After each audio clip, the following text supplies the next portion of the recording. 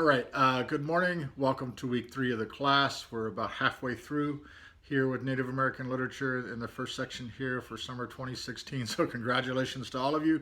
Get through this week and you've completed at least half the course.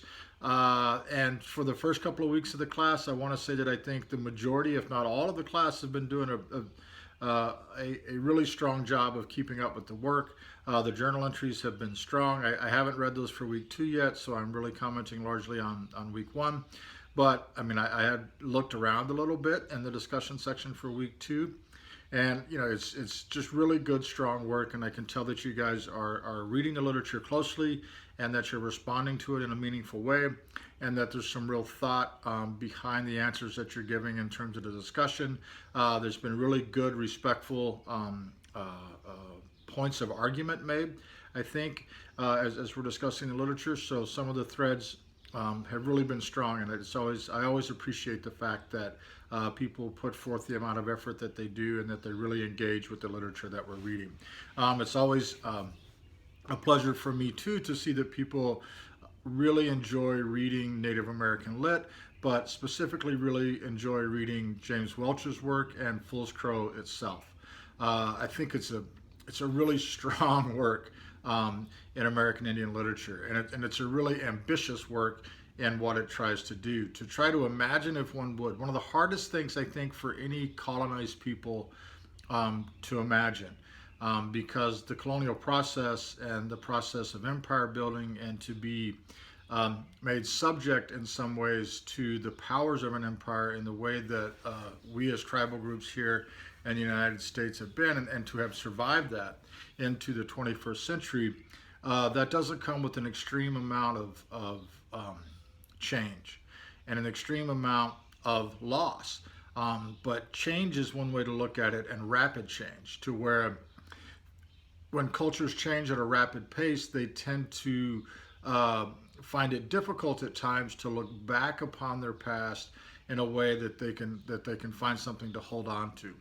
Just about all cultures work that way rhetorically, I think. They take what is old within their culture, what they know within their culture, and the argument that they make about themselves is that they constantly add in these new levels of understanding and these new levels of argumentation about who they are.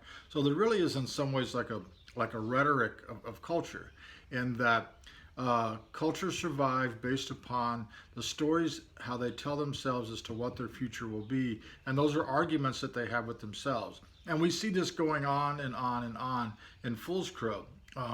Unfortunately, at least according to the novel Fool's Crow, the Bugani people of northern Montana are a pretty patriarchal people. Men are making the majority, if not all, of the decisions as it concerns major decisions for the community.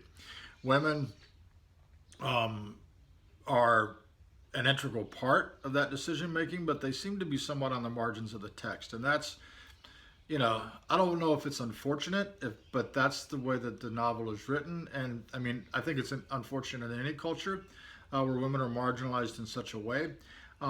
But I think in some ways, the focus of the novel and the gaze of this novel is certainly on maleness within the Bugani culture, and what we call male subjectivity.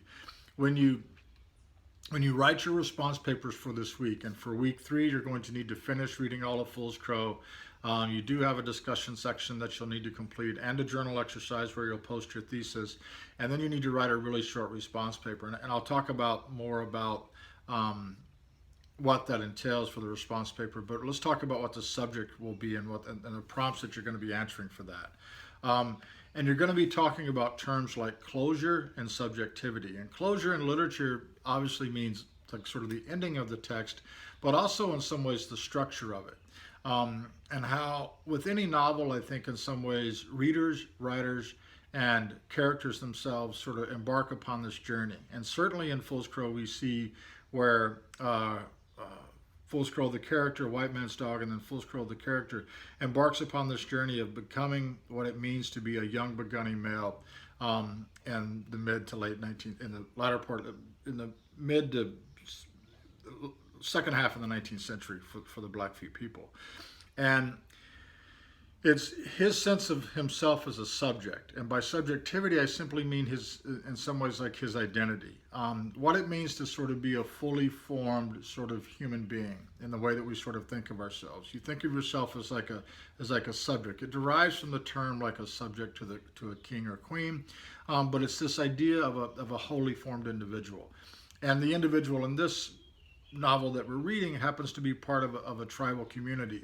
So the idea of community and individualism is not always so easily to define. So that the success of this one individual character, the hero of the text, if you will, the entire sort of weight, not the entire weight, but certainly his success, because he is the future of the tribe. The tribe is dependent upon Fool's Crow and many others like him, and Red Paint, his wife, and that future generation, and the son that they have, for them to carry them on into the future. And that future is completely unknown.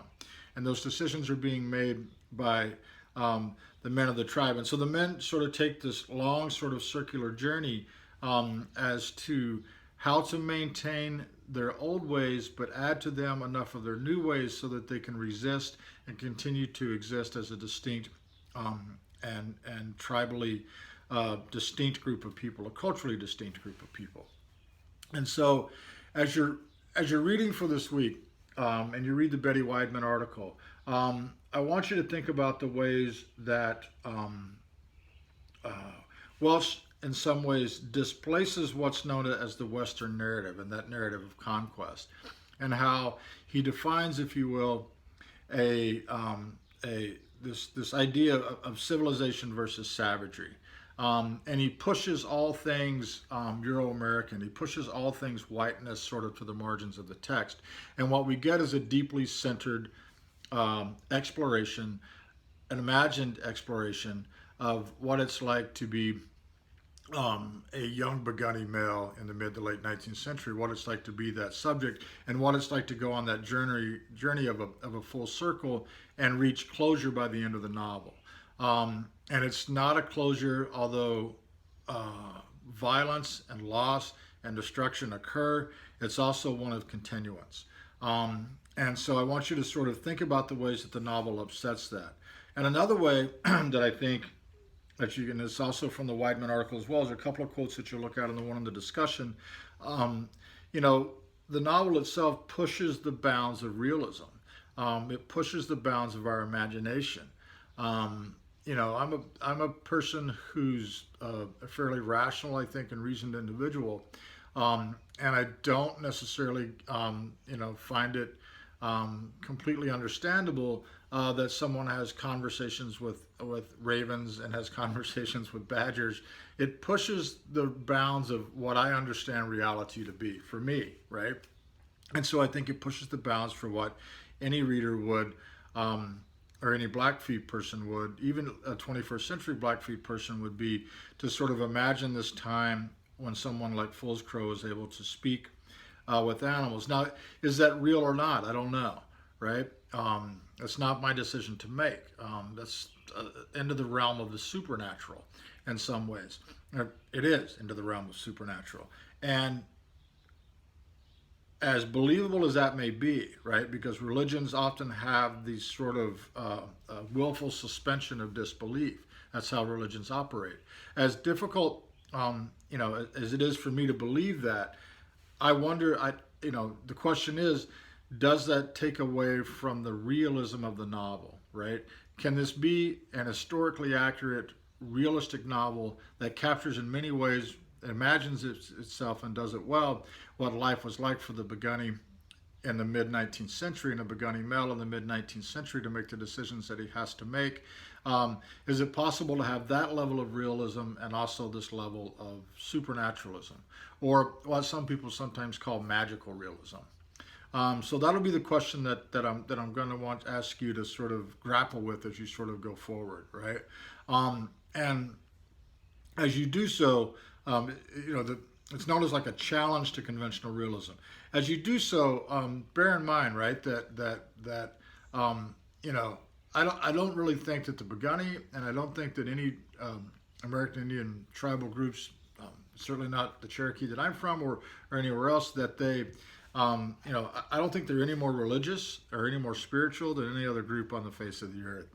But I think that their belief systems have been elevated into something that makes us sometimes think that they are more spiritual or more believable, or have this stronger sort of tie to sort of spiritualism and naturalism in the natural world than others. So, but what I do know is this in the text that um,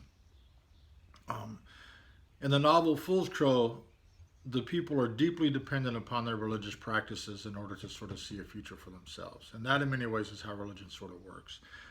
So when you write your response paper for the week, you should be building upon the discussion threads that you've written, building upon the journal entries that you've made.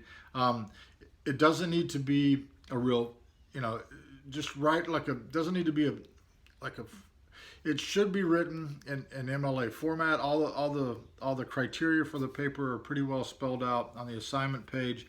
It needs to be about 2 pages in length. Think of this as sort of just an informal response paper to the question.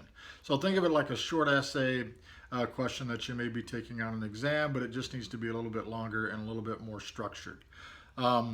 You'll notice, I'll read this for you, but your paper is going to be graded on its adherence to a set of guidelines. But your paper, on it's what I'm really looking for you to be able to do is to convey a well thought out idea and a nice, coherent, strong argument. Don't just ramble and don't just give me a lot of plot summary. I want you to answer the question and do it in a meaningful way. And I want you to use a couple of quotes from the secondary quotes that we've read. And you should also try to pull some quotes from the text as well. Use evidence from the stuff that we've read to make your argument, if that makes sense. If you have any questions at all, feel free to just send me an email or whatever, and I'll respond to you as quick as possible. Other than that, thanks so much. Watch Joe, and I'll talk to you next week. Yep, bye.